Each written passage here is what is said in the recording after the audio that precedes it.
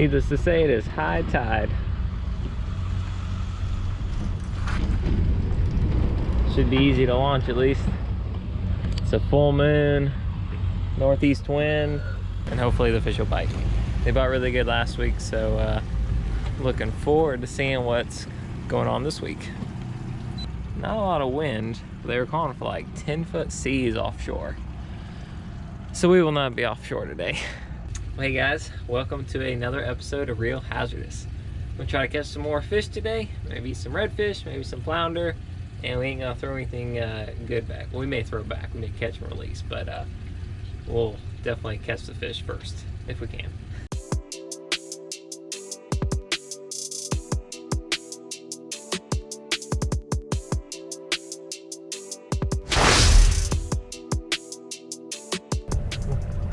Alright, looks like he's got a good net full again. I think it's a mullet. We got some other fish too. Let's pull up. Always remember to bring a bucket, which we did not do today.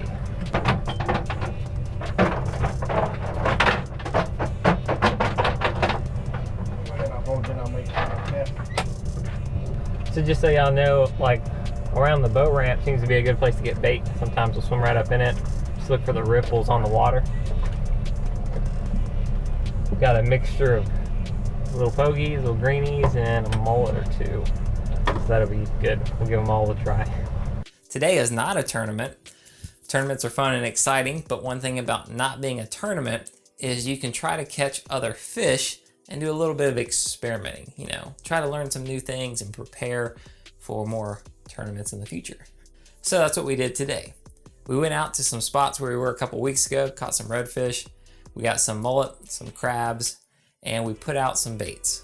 But this time what we did was we actually put out a small rig, a rig my dad likes to use inshore for flounder, smaller reds, and trout, a little kale hook on it, and we tossed that out as well to see what we could catch.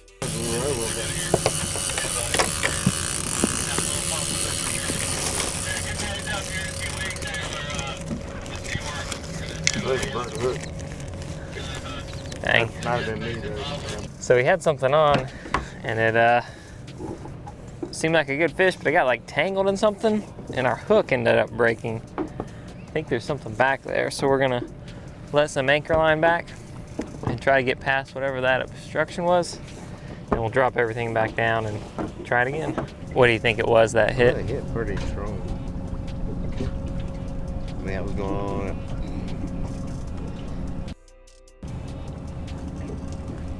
Let's see where he hit it. Tail there, maybe? Yeah. Try him out there again. What do you think? Yeah. There we go.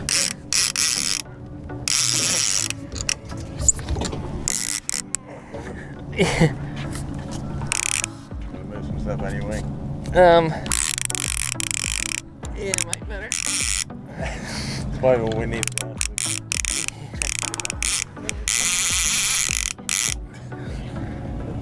Like, yeah.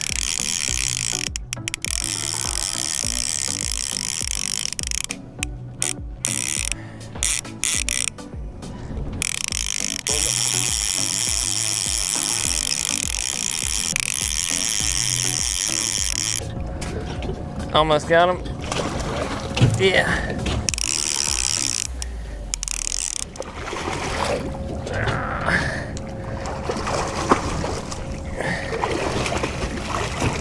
Ready?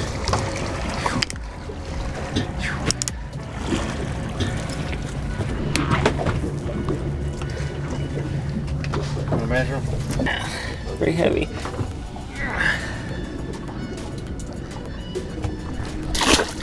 All right, guys, first one in the boat. Well, first one caught and released. It's kind of slower in the morning, but we did pull up a good redfish. A lot of fun. In the meantime, though, my dad actually caught a couple nice trout. It's kind of the cool thing, you know, you can have your redfish baits kind of soaking behind you, straight down, and you can toss some other baits, trout baits, out to the side. You can also, take it even further. You could try some topwater plugs, or maybe put like a jig head, a little bit of weight, and just bounce it on the bottom, you know, since you're waiting for the redfish and they kind of hook themselves with the circle hooks, you can do other fishing up front. Do a little bit of experimentation. That's what we do when we're waiting for the big ones to bite. Maximizing time. Right. Conserving resources. Whatever else is needed to do. They're like another little yellowmouth trout. If I call it right.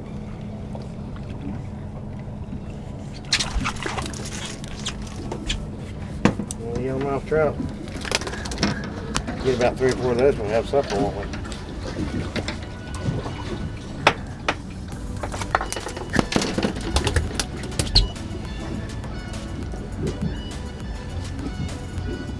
Another cool thing we did was I was like, man, I'm always thinking like, how can I catch more fish? And kind of the simple math to me says, well, if I have more lines out, I'll catch more fish, right? I mean, if you caught 10 fish with 3 rods out, imagine how many fish you'd have caught if you had 5 rods out. Well, how do you run 5 rods out without getting some tangles? Well, I got an idea. Outriggers. That's right. Most people think outriggers are for trolling, and they're pretty much right. But I found a way to use outriggers for catching redfish.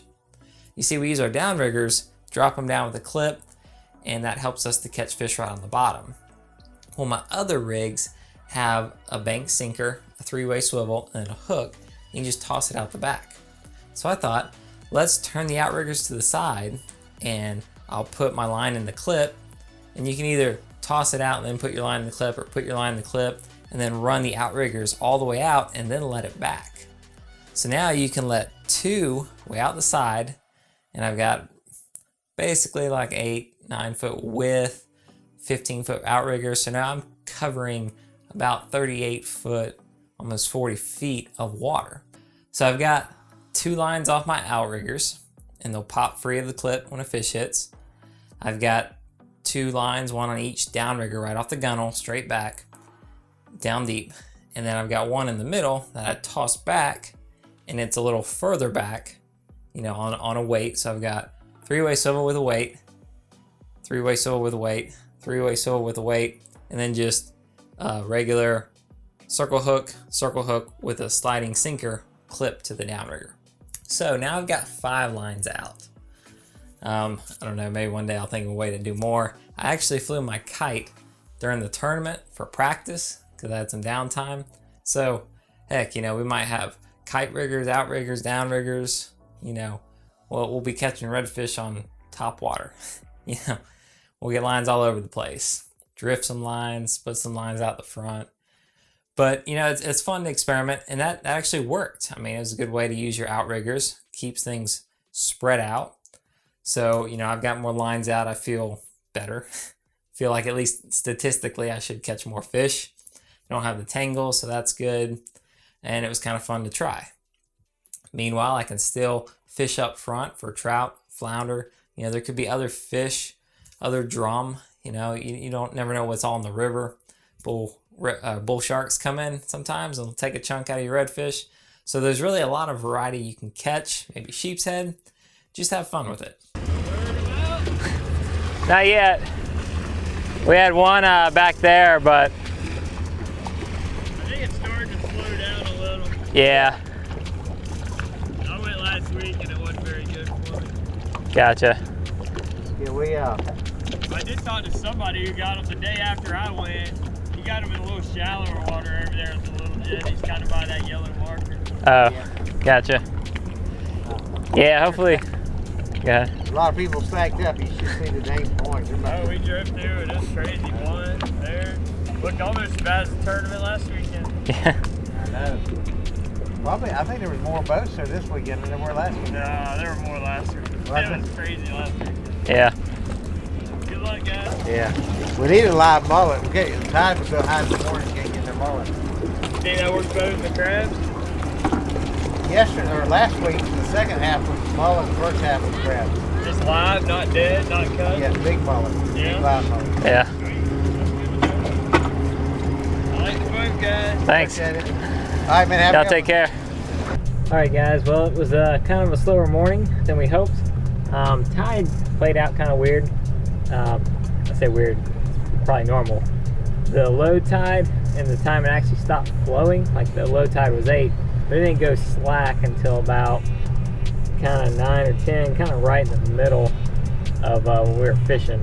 And I need the current to run. I think we would have caught more fish. Also, it's full moon, so I don't know how that affects the redfish. Last week they were biting good, and now it's swell out. I don't know if there's some system, barometric pressure, full moon, something like that. But we had a nice red. We had some little trout. Experimented with some new techniques.